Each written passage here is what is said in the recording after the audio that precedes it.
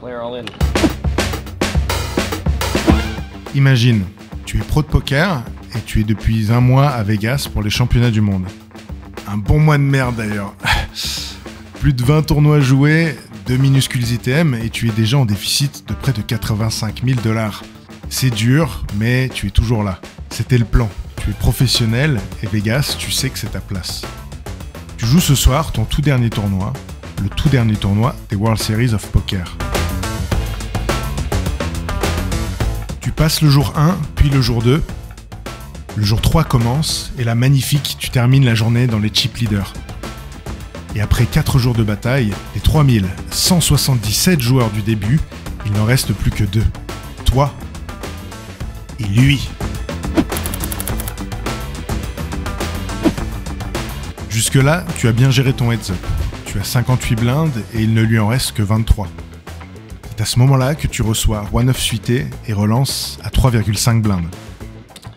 Ton adversaire t'observe, réfléchit quelques instants, tu sens qu'il prépare quelque chose, et finalement, il te met à tapis. Tu demandes le compte au croupier. 35 millions de jetons, soit 23 blindes. Le call, a priori, est difficile. D'un côté, si ton adversaire double, il repasse devant, et sera en très bonne position pour gagner le tournoi. Mais tu pourrais tout autant être devant. Tu sais que dans beaucoup de scénarios, tu n'es qu'à 5 cartes d'empocher les 1 million de $, ainsi que le bracelet. 5 cartes qui pourraient potentiellement être les dernières. Et toi, tu ferais quoi dans ce spot ?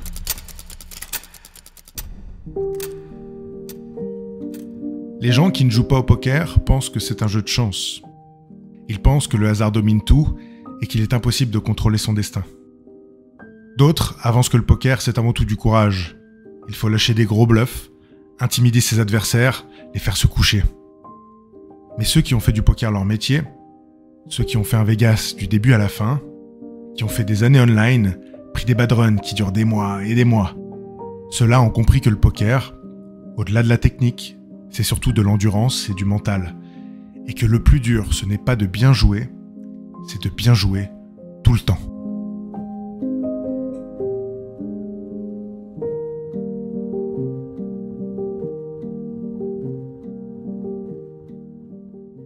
« 40 jours au championnat du monde de poker. Je vais jouer pour 100 000 $ de tournoi. Épisode 1. Un deuxième coup à tapis, mais celui-là je le perds, c'est la fin du tournoi. 40 jours au championnat du monde de poker. Épisode 2. Retour à la maison, rendez-vous demain pour le 2500 $ freeze out. Épisode 3. Tapis une nouvelle fois avec Roi Dame. C'est raté. C'est pas grave, on se retrouve demain.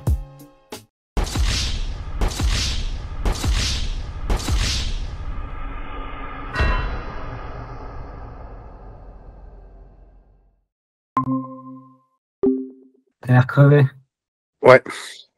C'est dur, le rythme. Ouais, Vegas, généralement, j'ai toujours du mal. Enfin, avec le sommeil. En gros, tu dis prune, donc tu finis à 1h, le temps de rentrer, il est 2h, 2h30, le temps de se coucher, il est 3h, réveil 10h, 11h. Tu accumules de la fatigue. J'ai pas de rythme précis. Je cours toujours après le sommeil, disons, à Vegas. Et Ouais. pourtant, je fais rien, hein. Je sors pas, je m'amuse pas, je rentre tôt pour me coucher, quoi. C'est juste, je cours toujours après le sommeil. Et je sens que c'est dur, hein. Franchement, je sens pour toi que c'est dur, quoi. Non, pas du tout. Non, je t'explique ce qui se passe, mais c'est pas dur. Tu vois ce que je veux dire? C'est comme t'es un marathonien, t'as mal aux jambes, mais si jamais tu me demandes comment tes jambes se sentent, tu vas dire elles sont lourdes, j'ai du mal à marcher, mes chevilles me font mal, mais t'es bien, t'es dedans. Au moment de cet appel, je suis à Vegas depuis 2 semaines. Et le moins qu'on puisse dire, c'est que c'est pas super bien parti. J'ai joué 12 tournois, j'ai fait un seul jour 2, et j'ai bust sans faire un seul ITM.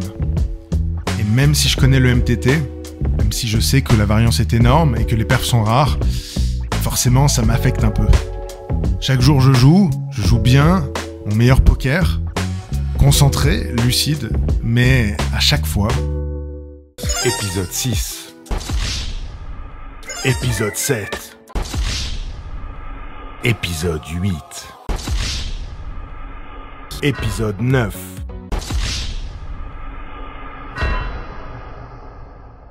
Je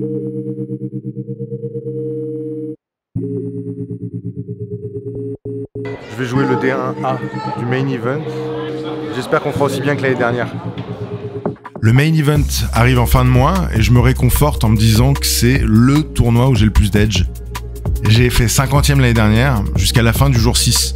Et il y a quelque chose de spécial quand on va loin dans un tournoi et qu'on le rejoue, c'est qu'on a l'impression que c'est son tournoi. On a l'impression qu'on va forcément aller encore plus loin.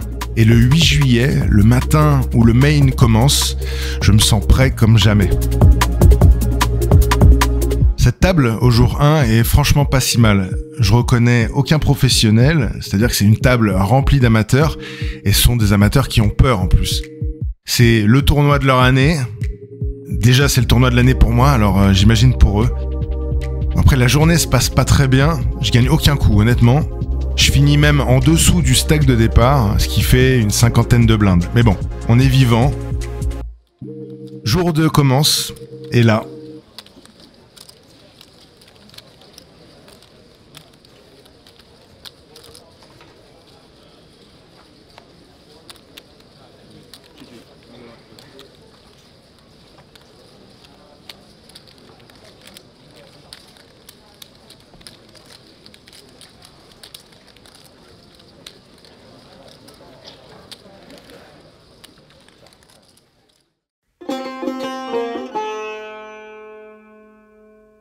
Peu après cette défaite, j'ai un call prévu avec mon coach mental. Je le fais parce que c'est ce qui est prévu. Mais je vous avoue qu'à ce moment-là, je suis pas méga motivé. Une partie de moi se dit que mon Vegas est fini. Mon quotidien depuis 40 jours a consisté à me faire lyncher et devoir repartir au combat le lendemain matin. Mon coach m'écoute un moment et il me dit cette phrase qui me marque. Clément, je te connais et je sais que tu es très compétitif. Pourquoi ne prendrais-tu pas ce bad run comme une compétition ? Pourquoi tu ne chercherais pas à avoir encore plus de bad run et voir comment tu peux réagir face à ça ? Et à ce moment-là, il se passe deux choses. La première, c'est que malgré le fait que j'ai été éliminé, le main event continue. Et on a un gars de la team ATM, Malo Latinois, qui est en train de nous faire un magnifique deep run. La seconde, c'est que pendant que Malo est en train de perfer, moi j'ai l'impression que la conversation avec mon coach a fait bouger quelque chose en moi. Dans les jours qui suivent, je continue à jouer quelques tournois, je suis concentré, comme d'habitude, je perds mes flips, comme d'habitude, mais dans ces moments-là, rien. Aucune émotion négative, c'est même le contraire. Je ressens comme une forme de joie. Ouais, de la joie, parce que je suis toujours là, prêt à me battre, et absolument convaincu que beaucoup d'autres auraient abandonné depuis longtemps dans une telle situation. Je me dis que je profite de mon edge, de cette capacité à pouvoir endurer plus qu'un autre, et avec ce nouveau mindset, quelque chose se passe.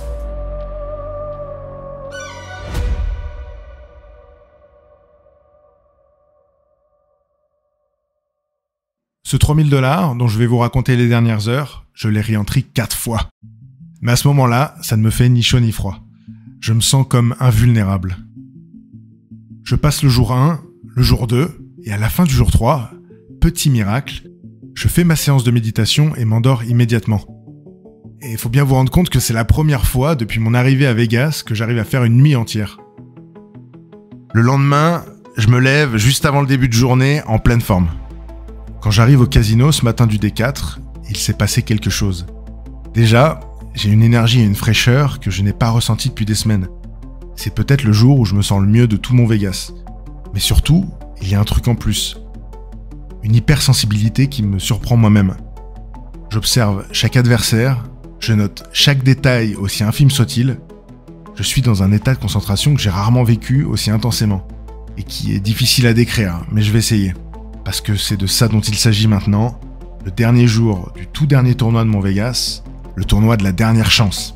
Il ne reste plus que 16 joueurs, il y a 1 million à la gagne, un bracelet évidemment, mais je m'interdis de regarder aussi loin. Chaque chose en son temps. Pour l'instant, c'est l'heure de jouer.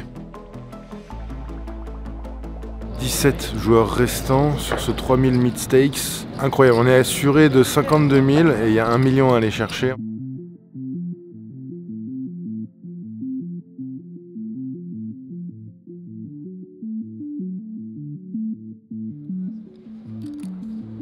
On reprend ce jour 4 dans cette magnifique salle du Horseshoe.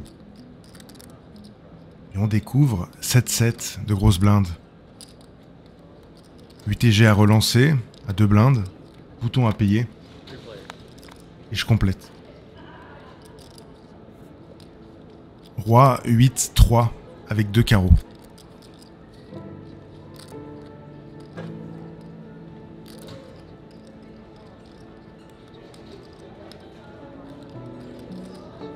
UTG fait une mise de continuation. Je pense déjà qu'il va trop continuer. Et en plus de ça, avec mon set de carreaux, je peux pas fold pour l'instant, donc je paye.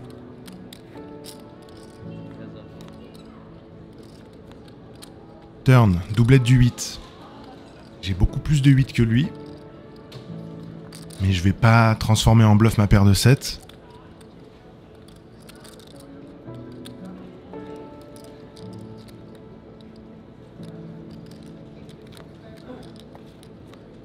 River Dame. Maintenant, la position de mon adversaire est très importante, puisque comme il relance UTG, il a beaucoup plus de mains fortes, type Roi-Valet, As-Dame, des mains comme ça. S'il avait été au bouton, on aurait pu réfléchir à payer.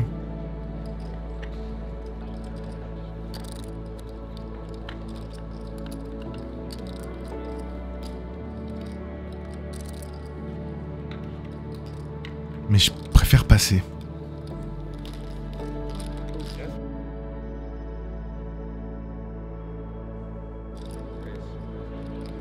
Et on découvre paire de 10 au cut-off. Le bouton passe rapidement. Et c'est au tour de la petite blinde de réfléchir.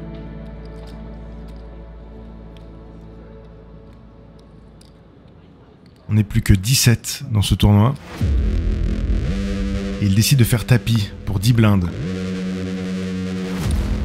Je demande toujours au croupier le compte, pour être sûr de ne pas faire d'erreur, mais c'est évidemment payé.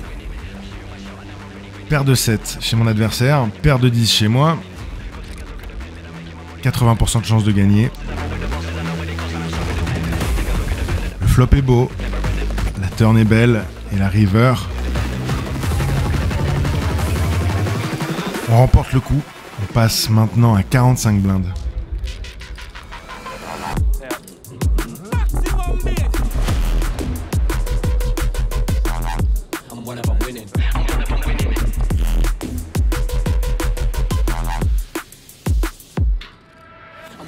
Les joueurs continuent d'être éliminés et on n'est plus que 13. Quand je découvre à suité de grosses blindes, le cut-off a relancé à 2 blindes. Flop, Valet 2-2, complètement déconnecté.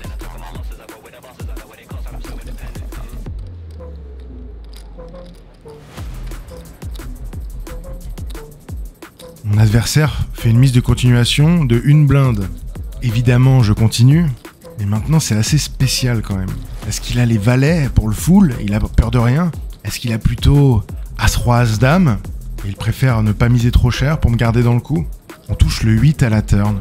Et maintenant, j'ai une décision. Est-ce que je check pour le laisser bluffer? Sur le 5, à la river, c'est quand même assez rare de voir des gens bluffer à ce moment-là.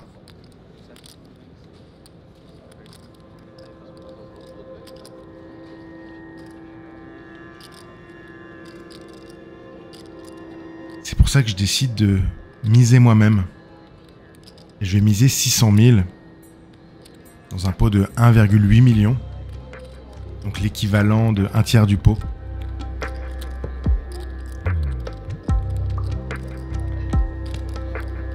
Chaque décision, chaque pot à ce moment-là de ce tournoi est très important. Il paye.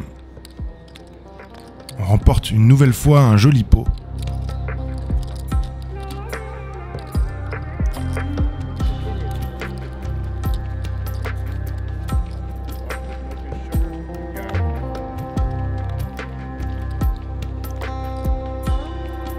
On ouvre Valet 9 en grosse blinde. Hijack, un bon reg qui relance. Et déjà, on a une décision entre faire tapis ou payer. Comme je ne connais pas très bien mon adversaire, je préfère payer. Surtout que le virage est très compliqué pour lui, il y a beaucoup de bons joueurs. Valet 4-3. Il mise un peu plus d'une blinde.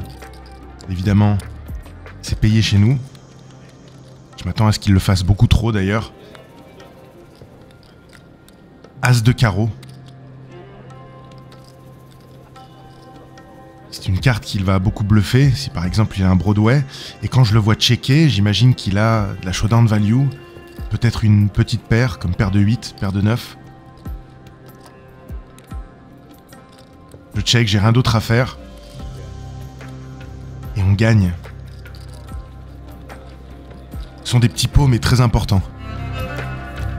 J'ai 17 millions, 13 joueurs restants, 17 millions, ça fait plus de 50 blindes.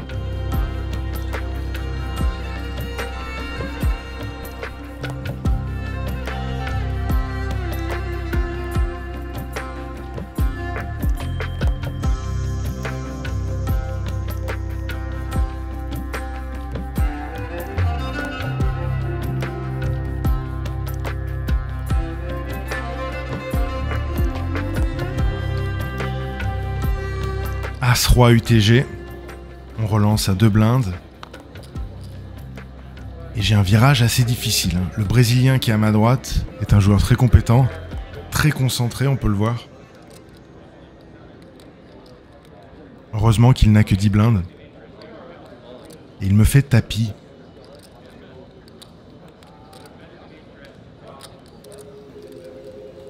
On est évidemment très content. On espère l'éliminer, il retourne As-Dame.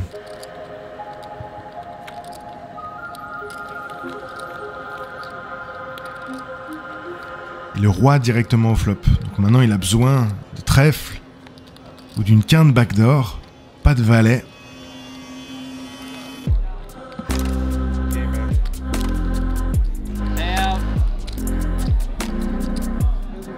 Notre ami brésilien est éliminé. Et nous passons à 12 joueurs.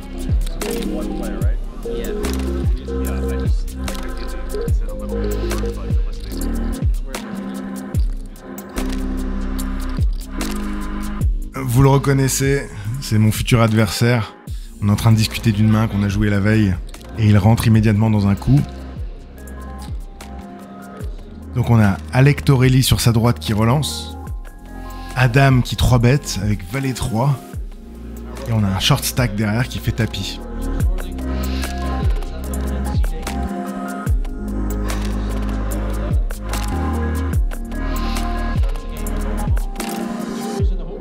C'est payé. As-Roi pour le petit tapis.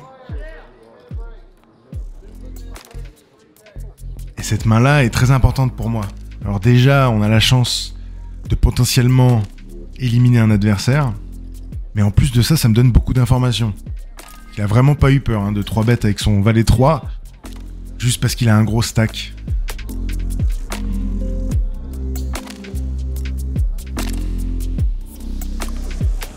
Casquette ATM est arrivé. On est en table finale à 10. C'est ma première table finale WSOP. Et étonnamment, je suis dans la zone. J'ai zéro stress. Je prends mon temps, je profite. Et c'est vraiment une sensation incroyable de ressentir ça. Voilà, là c'est le moment de la pause. Dans 13 minutes on reprend. Je vais aller pisser et puis c'est parti.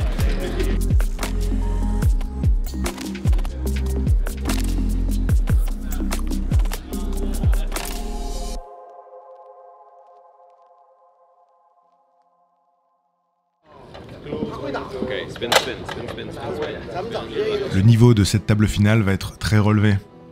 Il y a beaucoup de jeunes joueurs professionnels. La majorité ont plus de 1 million de gains sur Random Mob. Et il y en a même plusieurs qui ont dépassé les 4 millions. En même temps, c'est ce qu'on s'attend à voir dans un tournoi dans lequel on peut réentrer plusieurs fois. À ce moment-là, je suis deuxième en jeton et Adam Owen, que vous pouvez voir à l'écran, est un joueur agressif. C'est le chip leader de la table. Je sais qu'il va mettre la pression sur les adversaires.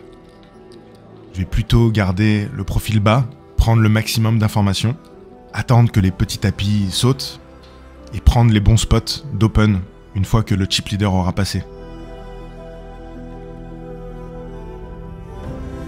On entame cette table finale à 10 joueurs et je suis deuxième en jetons. C'est la première fois que j'arrive à me hisser à la table finale d'un World Series of Poker. C'est vraiment une sensation incroyable.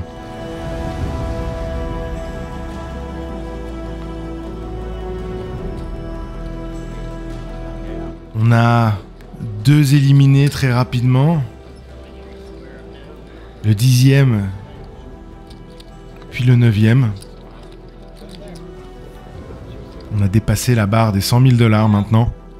Et nous sommes plus que 8.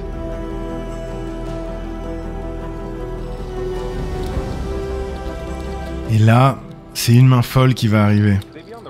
On défend Roi 9 de pique, de grosses blindes, contre le chip leader, Adam Owen. Flop Roi 8-5 avec 2 trèfles. Le pot fait seulement 2,4 millions. Et il va miser 8 millions. Soit un peu plus de x3 la hauteur du pot. La moitié de mon stack presque. J'ai Roi 9 de pique, c'est une des mains parfaites avec lesquelles payer, outre les 2 paires brelans, etc. J'arrive pas à comprendre avec quel type de main il va le faire. On n'est plus que 8. Est-ce qu'il le fait, par exemple, avec 6 et 7 de trèfle? Est-ce qu'il le fait avec As-4 de trèfle? Est-ce que, tout simplement, il se serait pas trompé? Parce qu'au final, il a misé 8 millions avec les jetons roses. Et ça voudrait dire qu'il pourrait faire 800 000 avec les autres jetons. Ah, je prends l'option de sécurité et je finis par passer. Allez, on laisse cette main derrière nous et on passe à la suivante. As-5 off au cut-off. J'ai 2 petits tapis derrière moi, ça va être une très bonne main à relancer. On veut éviter de relancer 5 et 6 par exemple, pour avoir des bloqueurs sur la range de tapis de nos adversaires. La grosse blinde à payer est sur le flop Dame 8-4 monocolore. Ça a touché la range de grosse blinde, mais je m'attends pas à me faire check raise. Et donc, avec mon as, je vais en profiter pour miser.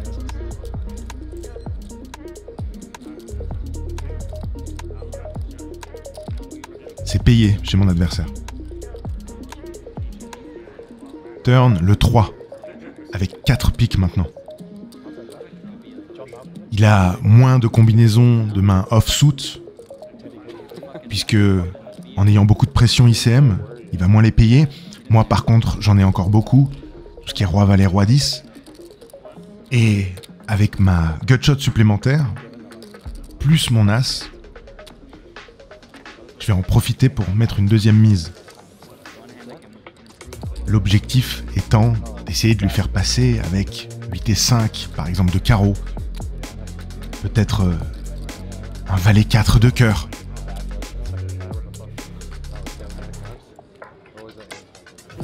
Je mise 40% pot,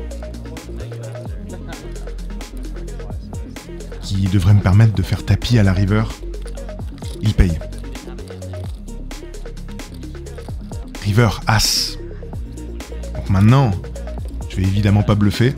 Si jamais il check, il me reste une seule option. Ça va être d'espérer gagner contre une dame qui n'a pas de pique, ou un 8 qui est encore payé.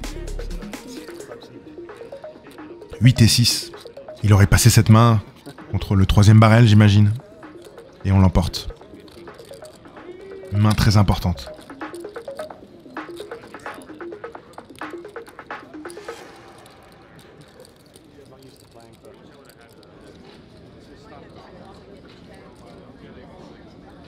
Heureusement qu'on a les amis dans le rail pour nous supporter à ce moment-là.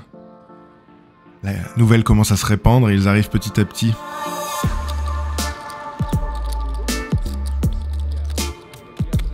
Adam Owen qui relance du low jack en profitant de sa position de chip leader pour mettre la pression. Sauf que cette fois-ci, il a une main légitime. Et c'est Alec Torelli de petite blinde qui va faire tapis. 24 blindes.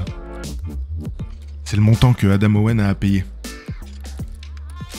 As-Dame contre Roi-Valet de Alec Torelli. Évidemment, nous on n'a qu'une envie, hein. C'est que le plus petit tapis perde. On parle de dizaines de milliers de dollars là, pour chaque éliminé. Full River, le petit tapis double. Mais les éliminations ne se font pas attendre. On a Boris Kuzmanovic en 8ème position qui bust. Et puis Andrei Patechuk qui finit 7ème.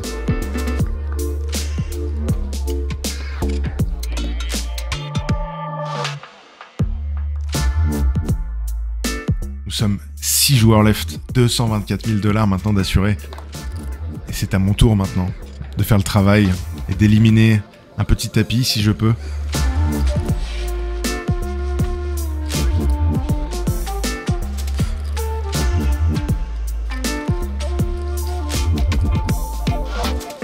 Tapis à 13 blindes. Évidemment payé avec ma paire de 10.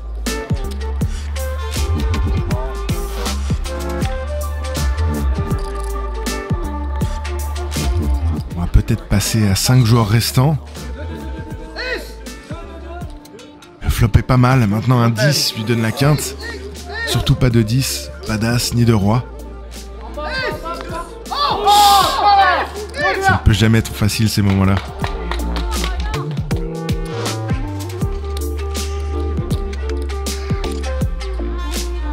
Incroyable, ma femme qui a fait le voyage, elle a acheté son billet d'avion la veille, quand je lui ai annoncé que j'allais peut-être faire table finale, et peut-être gagner un bracelet, et je voulais vraiment qu'elle soit là pour ce moment.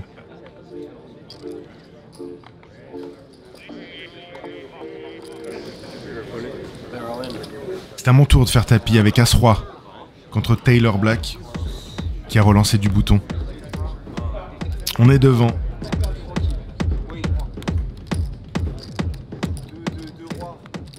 Le roi. Faut pas de valet maintenant. On compte les jetons pour être sûr que j'avais bien plus que lui. On est maintenant plus que 5 joueurs restants.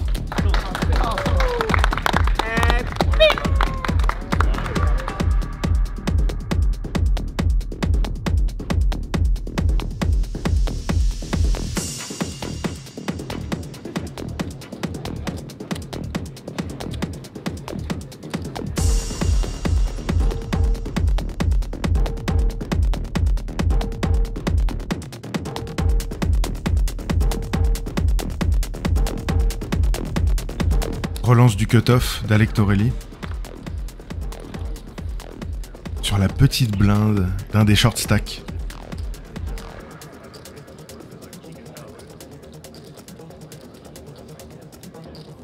Tapis. As-10 en grosse blinde contre paire de 9. C'est à nouveau un flip. On joue pour 90 000 $ à ce moment-là. Je me prépare toujours à ce que le petit tapis double. J'imagine le pire, pour ne jamais être déçu. Pas cette fois-ci. On passe maintenant à 4. Le rêve continue, c'est vraiment incroyable.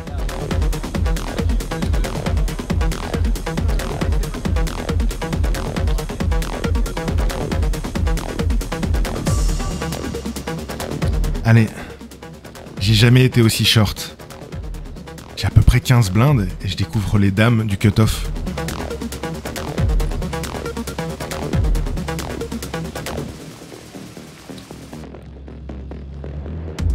Mon adversaire au bouton me 3-bet.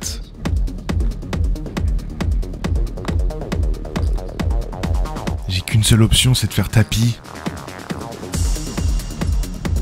Le tournoi peut s'arrêter maintenant. Il suffit que je fasse une mauvaise rencontre, qu'il ait les rois ou les as, ou qu'il ait as-roi, un flip, et qu'il touche son as ou son roi, et c'en est fini.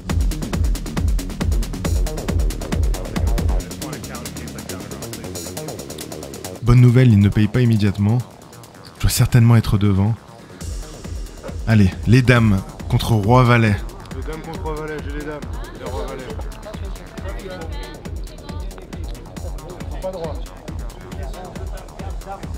J'ai cherché de l'énergie auprès de ma femme et de mes amis.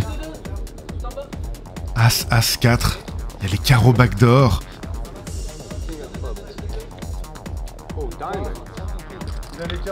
Oh là là là là.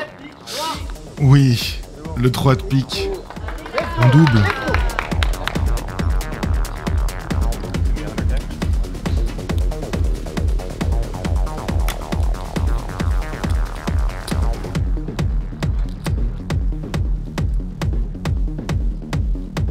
Je relance As-Valet du cut-off. Sur-relance de la petite blinde. À 5 blindes. Le truc, c'est qu'il a rien du tout derrière. Donc, je le mets à tapis. As-Valet chez moi contre As-8. Allez, pas de 8. Pas de 8.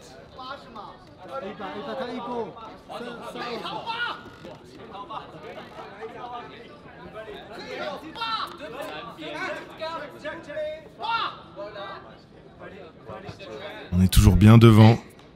Turn le 2. River Lass. Chop, chop. On partage malheureusement. Ah, ça me fait plaisir quand même. Au moins on l'a pas perdu celui-là.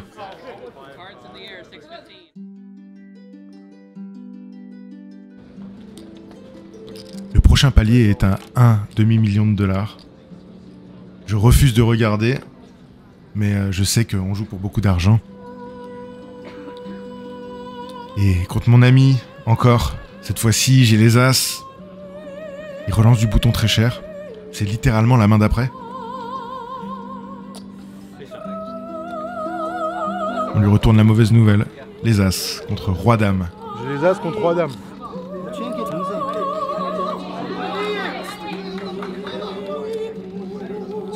Allez, pas d'horreur.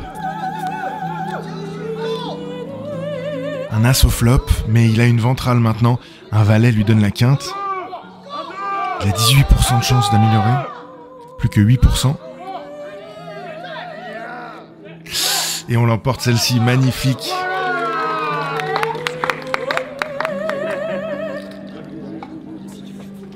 On est 3 les. C'est incroyable. On a tous les 3 le même stack.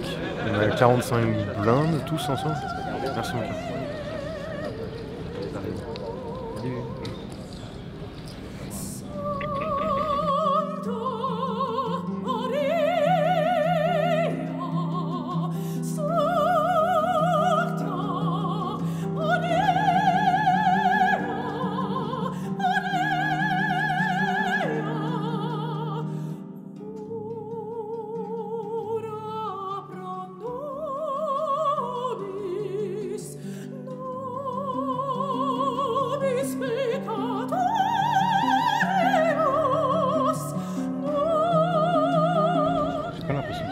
Mais ouais, mais j'ai trop de... Ouais, moi je comprends. C'est pas grave. En vrai, je pense faire des. De toute façon, je viens stratégiquement. De toute façon, il va juste. Là, il va craquer mentalement.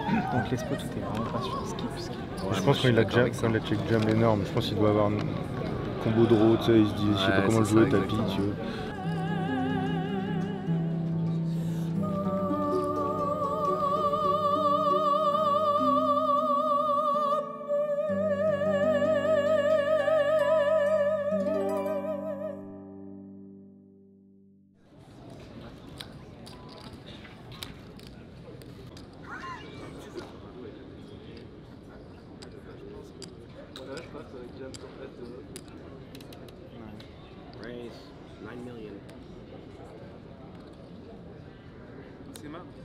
Je 3-bet Torelli.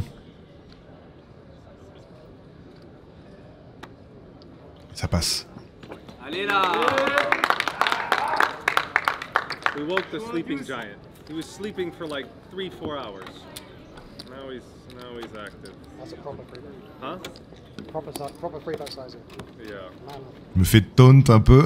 Ça reste bon enfant. Et j'en profite pour présenter la main qui arrive, qui est complètement folle. Pour remettre en perspective, ça fait au moins la 4e fois que Torelli, contre un petit c-bet, fait un tapis énorme. Il faut imaginer un c-bet d'une blinde et Torelli qui fait tapis 40. Et là, il le refait à nouveau. Cette fois-ci, Adam Owen est dans le tank. Et cette scène digne d'un film arrive. Do you want me to tell you my quantum poker theory? Let's hear it. All right. You familiar with Schrodinger's cat? So Schrodinger's cat, it's this idea in physics where, like, if you open the box, the cat is both alive and dead at the same time. The cat exists in multiple states, right?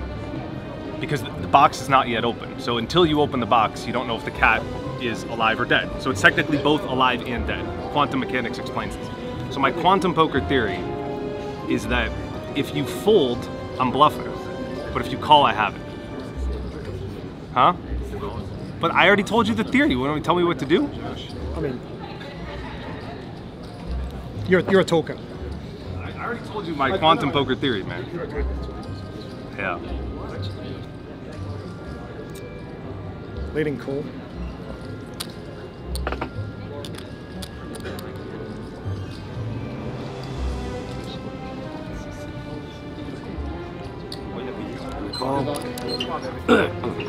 Hands up. 6. One more out. 9, 5, 6.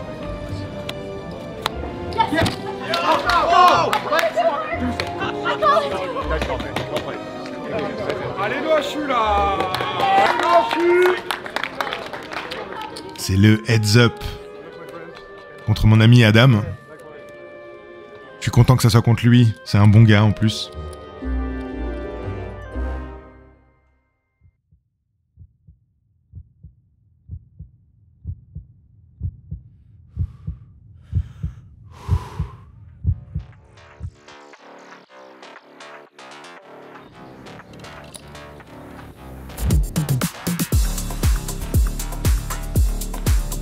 Et c'est le début de ce heads up, mon premier heads up des World Series of Poker.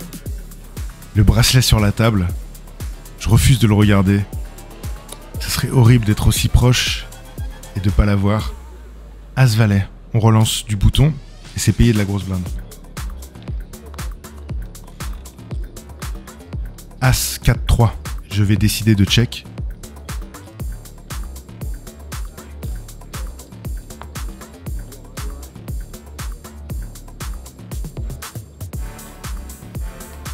Mise 40%. Et si jamais il ne me relance pas, je vais envoyer un énorme parpaing à la river.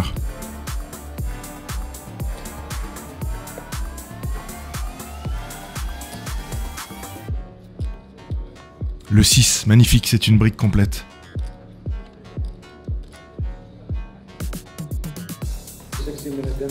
Il sait que je joue très cher en cash game. Il sait que je suis compétent et que je peux overbet en bluff. 14 millions dans un pot de 11 millions. Ce serait un tournant dans ce heads-up. Directement, boum, on prend l'avantage psychologique et maintenant je reviens en jeton également. Je me sens bien. C'est vraiment un rêve.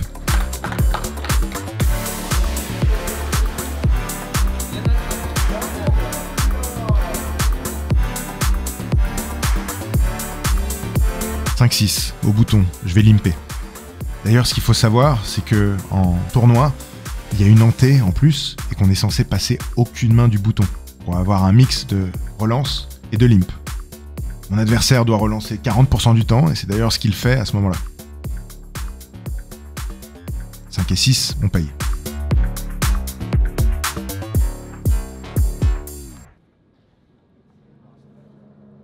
Roi 10-6, avec 2 carreaux. On touche la bottom pair. Mon adversaire, depuis le début de journée, c-bet non-stop. C'est d'ailleurs ce qu'il fait. Il utilise un peu tout le temps le même type de sizing. Pas loin de mi-pot à chaque fois. Turn le 7 de trèfle.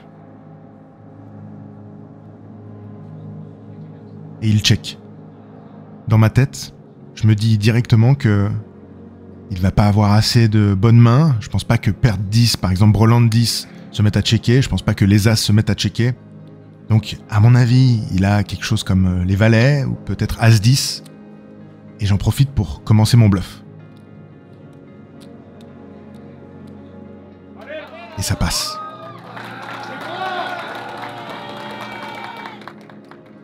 Ça avance dans le bon sens.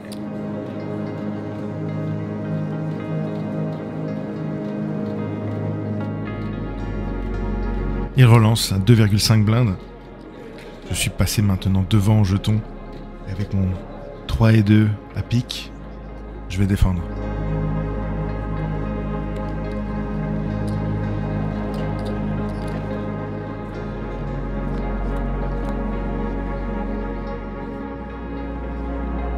Board monocolore. J'ai une petite ventrale.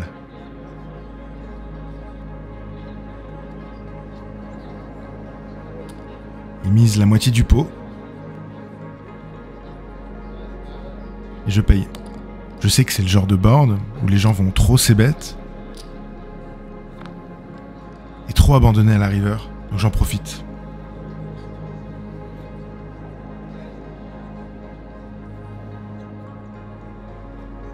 Check à la turn. River 10, j'ai maintenant hauteur 3. Je réfléchis beaucoup à quel sizing je vais employer, je sais déjà que je vais miser. Et j'opte pour une toute petite mise, 3,5 millions. Mon objectif est de simplement essayer de faire passer une hauteur As, une hauteur Roi.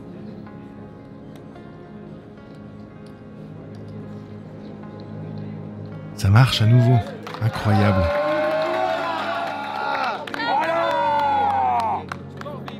J'ai un rail en folie.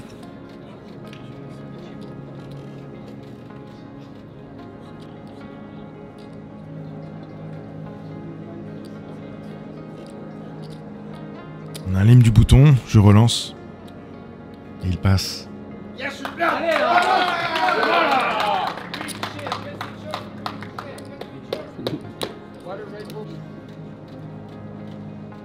J'ai maintenant le double de son sac. Valet 8 à pique, je vais payer.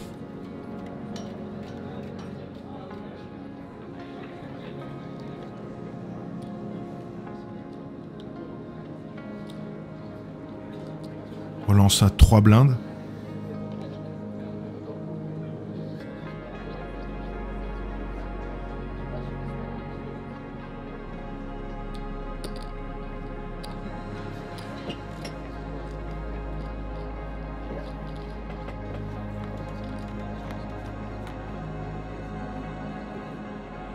On fait la top paire sur valet 10-5. Il continue de miser mi-pot, hein.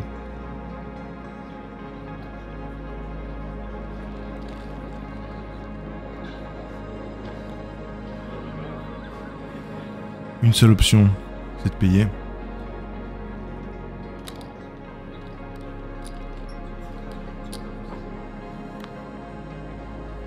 Turn roi, très mauvaise carte pour moi. Je m'attends à ce qu'il continue beaucoup dessus. Si par exemple il a As-4, des mains comme ça, mais il check. C'est intéressant. Est-ce qu'il a plutôt les dames? Est-ce qu'il a As-Valet? Peut-être Roi-9? En tout cas avec ma main, j'ai une seule option, c'est de checker.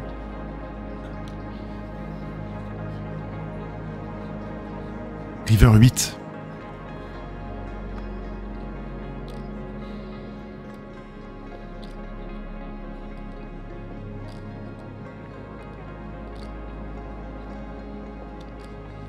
Pot fait 13 millions. Il mise 11 millions. Une énorme mise à ce moment-là.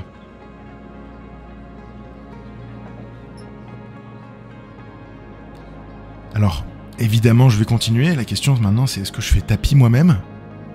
Comme je ne l'ai pas laissé respirer, il pourrait être tenté de payer avec As-Roi, Roi-Dame, Roi-9, puisqu'il bloque les straights. Et je décide de faire tapis.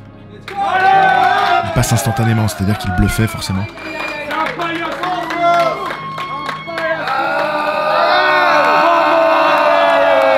On continue de marcher sur le heads-up, c'est incroyable. On a les bonnes mains, quand on fait un bluff, ça passe.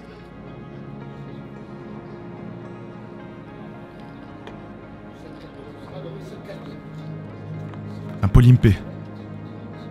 J'ai dame 10 dépareillé.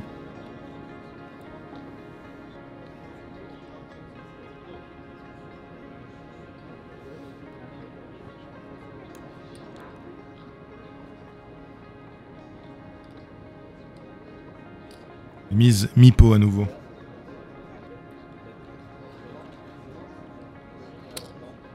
Dame 10, je relance. Je peux même partir à tapis à ce moment-là. J'ai une carte supérieure au board, plus mon tirage. Turn 3.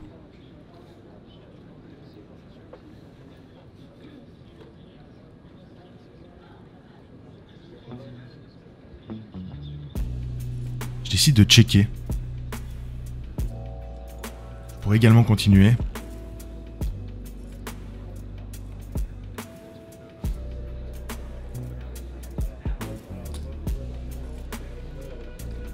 Mise tout petit. 10% pot.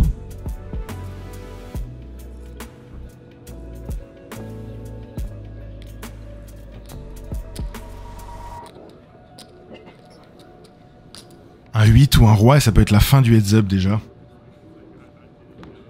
Doublette du 9.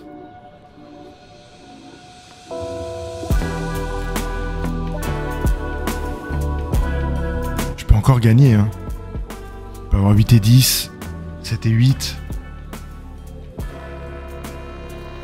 Il décide de faire tapis. Évidemment, on passe.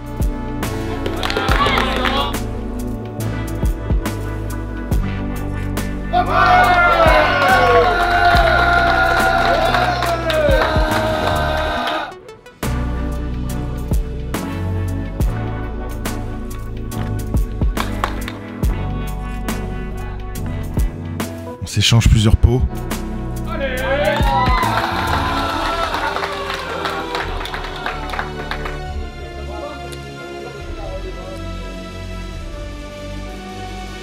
On gagne un peu plus que lui quand même.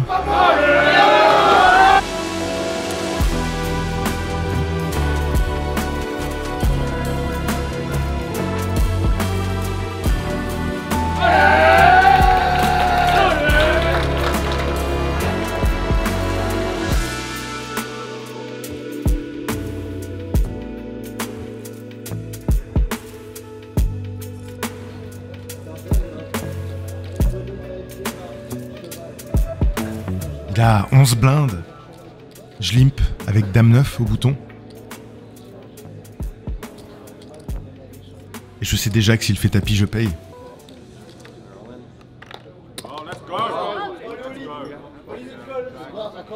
Il retourne roi 6. C'est d'ailleurs pas une main avec laquelle il est censé faire tapis, mais on s'en fiche. Là, il faut toucher une dame ou un 9. Oula. Maintenant, il me faut les trèfles. Non, je le fais doubler, il passe à 20 blindes, un peu plus.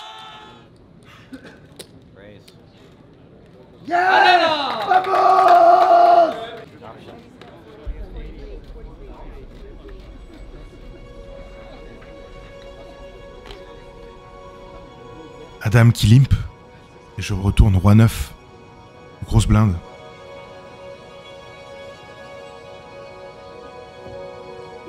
Je vais relancer.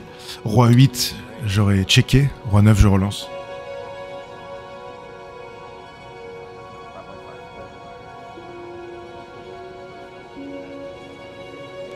Il doit en avoir marre, c'est pas possible. Il se fait grappiller depuis le début.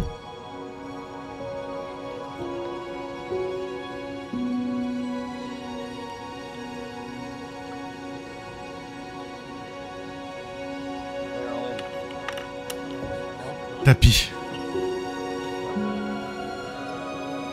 Alors,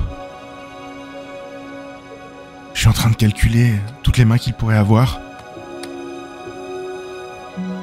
Je revois toutes les mains même qu'on a jouées ensemble. J'essaye de me rappeler des erreurs qu'il a faites, des coups qu'il a bien joués, comment est-ce qu'il verrait cette situation. Roi 9 de cœur, en théorie, dès qu'on relance avec une bonne main, en fait, c'est pour payer contre le tapis de mon adversaire. Et je sais que cet adversaire-là, en particulier, n'a vraiment pas peur de mettre les jetons au milieu. Il y a le valet 3 du début de journée qui me revient. Il y avait le As-7 au jour 3 où il a fait tapis 30 blindes, en blinde contre blinde. C'est payé. Roi 9 contre Dame 3. Cette fois-ci, on est devant. Tout peut se jouer maintenant. Ça peut être la dernière main. Allez, s'il vous plaît.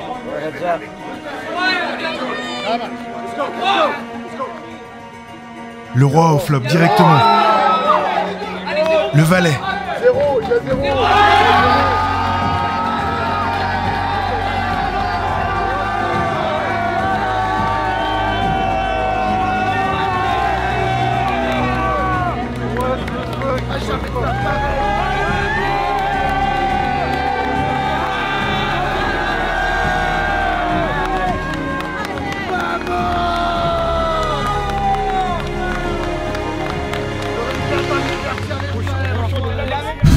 C'est incroyable, toute l'émotion ressort. Je me suis pas autorisé à rêver du bracelet. Pendant tout ce temps, je regardais même pas la première place, je regardais pas combien on pouvait gagner, je savais que c'était monstrueux. Et là, tout me tombe dessus, je peux enfin le prendre, il est à moi ce bracelet.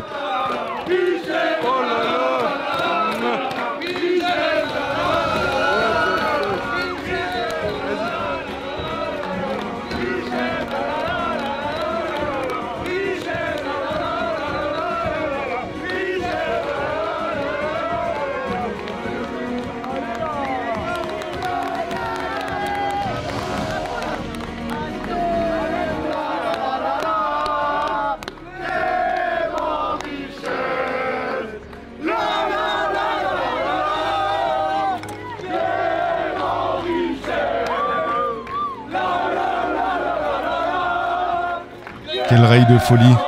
Merci à tous ceux qui étaient là, d'ailleurs, pour me supporter. C'est fou comme je pouvais penser des choses qui étaient totalement fausses.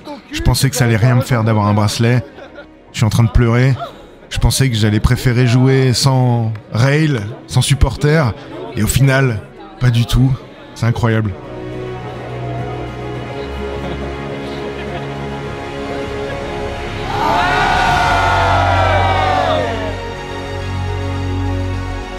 Roi 9 de cœur, ça va être encadré à la maison directement.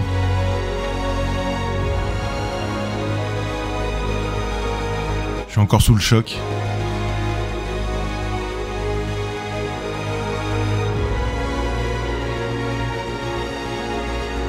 C'est peut-être bête, mais j'ai l'impression de représenter la France à ce moment-là.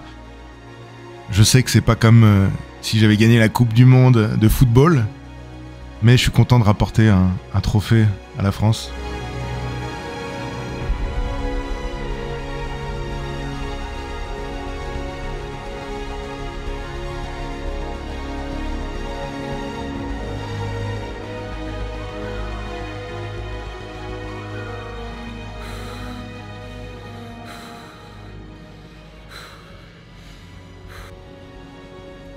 Tu l'as fait, mec. Je tremble, tu sais, c'est fou. J'ai eu zéro émotion tout le long. Et là, la victoire, tu te rends pas compte. Tu sais, draw dead à la turn. Oh là là. Et je vais avoir ma photo surtout, tu sais, la photo de fou. Mais non, mais c'est un rêve. Je pensais pas que j'allais autant aimer ça. Enfin, je pensais pas que ça allait autant me faire quelque chose, tu sais. Puis voir tous les Français qui sont là, merci à eux de me soutenir comme ça, c'était incroyable. Oh là là là là. Peut-être t'y crois pas, tu te dis je vais faire 9ème, c'est pas mal, je vais faire 7ème. Oh 7ème c'est cool. Bon au pire je fais 3ème, c'est pas grave. Premier. Waouh.